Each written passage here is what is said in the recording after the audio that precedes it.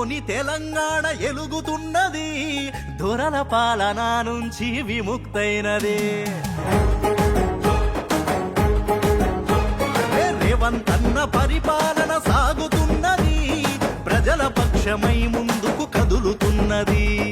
రైతన్నల రాజ్యంపై పనిచేసే సర్కారు, పేద సాద జనమందరి బలమే మన కాంగ్రెస్. చల్ చల్ చల్ చల్ చల్ చల్ చల్